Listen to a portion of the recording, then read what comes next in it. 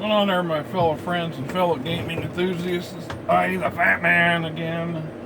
I'm grateful that the 31-day challenge for August is now over. It is what? The 4th of September. I got a birthday on the 20th. 53?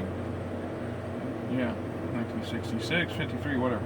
I am now currently sitting at the back, in the back of the building of the new Assembly of God Youth Church and Community Center, or whatever it is, in Urbandale, Iowa, which is a very large suburb of Des Moines on the northwest section of town. Yeah, it's one of those jobs where I look at their numbers every time I come and I think, why don't somebody get them a variance? We could do this once a year or once every 6 months easily, and instead of charging them what we do to do it every 3 months. Of course, this could be a freebie because my employers are very generous. They do a lot of charity, let's call it charity work, but they do a lot of service work for non-profit organizations as a write-off on taxes. So it's free to the client per se. And I have, an hour, almost 2 hours before I'm technically able to go do my next job. It's a half-hour drive, 45-minute drive across this, basically around the city of Des Moines to get to a very southeastern suburb called Carlisle. And I'm going to head there soon because the work order says that the client has left the back door unlocked. It's a pizza joint, and maybe I can slide in there and get it done early and get some errands done today. This has been a rainy weekend here in this neck of the woods, a rainy holiday. A lot of things I'd like to got done didn't get done because I wasn't going to do it outside in the rain. And the windshield wipers on my car does not work, so that kind of limits my wife and I to running errands whenever we get an opportunity when it's not raining. And the word is it's going to start raining again later today. That's not what you're here for. You're not here about my personal issues, problems, and or whatever's, right? And by now you probably ought to change the channel. Good for you. Good for you, because you really don't want to hear what I got to say. Yes, it doesn't matter, because this isn't about you. It's about me. And a few other friends of mine who decided on a lark it would be fun to start a Twilight 2000 play-by-post, and with me being the game master. So, Edward Bloodworth's already done a couple videos on character creation and show you step-by-step how you do that in first edition. He has vastly more play experience. I have none. He has lots, and his videos will tell you that. Him and his friends played for a number of years before he entered the actual military back in his teens. Rob Gresson's a very talented player and GM, has managed to get his hands on a second edition set of rules, which according to him are vastly different from the first edition. They've streamlined a lot of things and made things smoother. So this is where we get into that debate of chunky rules or clunky rules or first draft. That's kind of what I want to look at it. As the GM, I've also started doing character creation.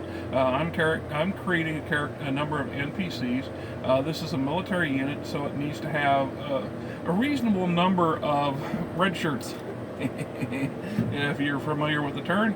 And to do that, I want to have 4 or 5 generic characters rolled up that I can just superimpose various names on the character sheets, and that way it will speed things up. But I want to have just enough variety in there for their skill sets, because this is one of those games where skills matter. And one of the reasons for that, as Rob has pointed out in one of his recent videos, as well as Edward's commentary in one of his videos, is that you do not have character classes, right? Not in the sense of the word that we have in most RPGs. There are no fighters and magic users and so on and so forth. They could easily have created a set of classes, if you will. You could have your medic, you could have your heavy weapon specialist, you could have your infantrymen, etc. But they chose to go with a more realistic system in aspects that these are skill sets that people learn when they join the service. So if you join specifically the service, we're talking here the Army. So if you join the Army, and most people are going to come out of it as a base rifleman, and so you're going to have a certain set of given skills that the service provides you. And then, to make things a little bit more confusing, you have, let me do this in stages, because otherwise I'll be all over the place. First problem I ran into, so did Edward, who's an experienced player, and Rob, was that because they're box sets, the original game came in a box set.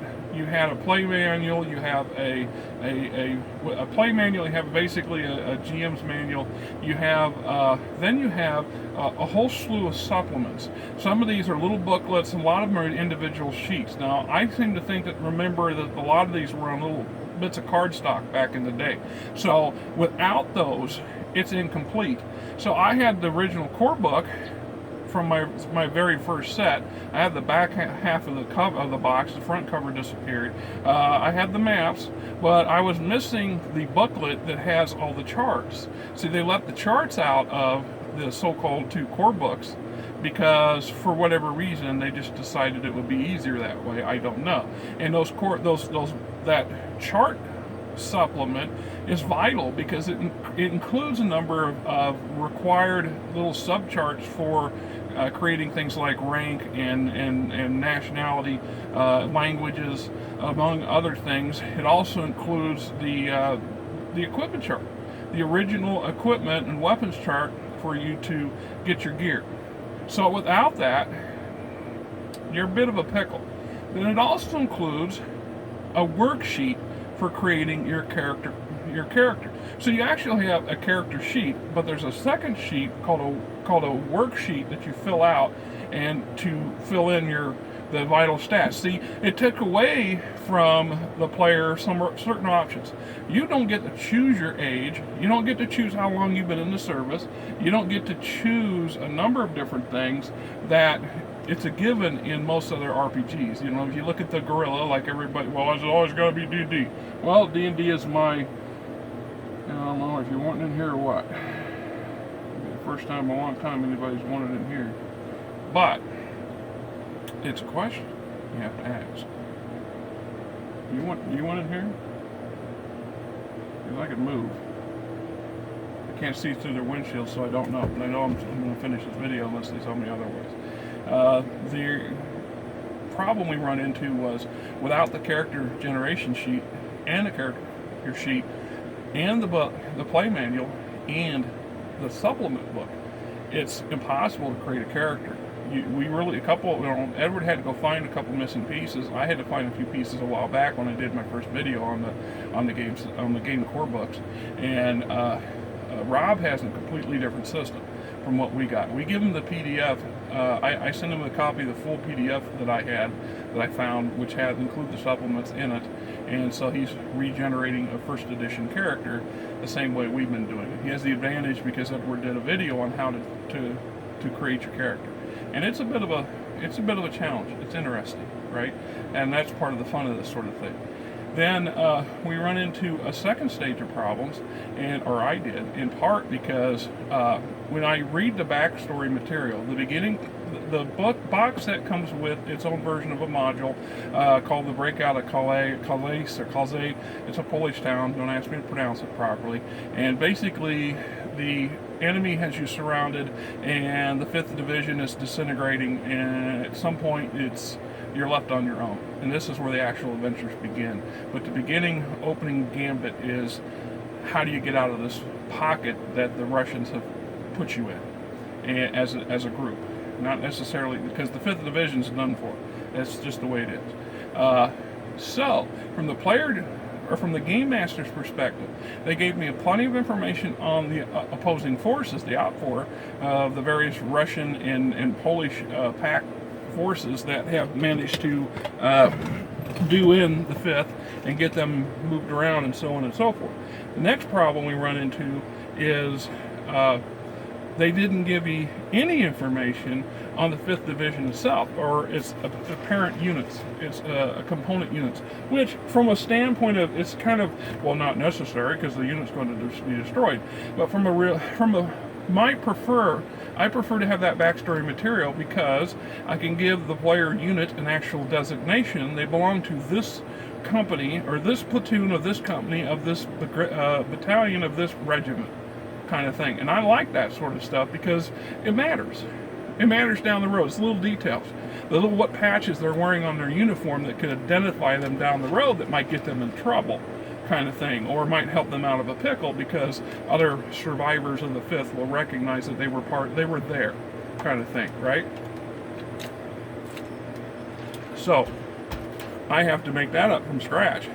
I mean, and there's the advantage today of having the social media and internet, because I was easily able to Google the makeup of the 5th Division as of the Desert Storm, before they mustered it out. They shut it down.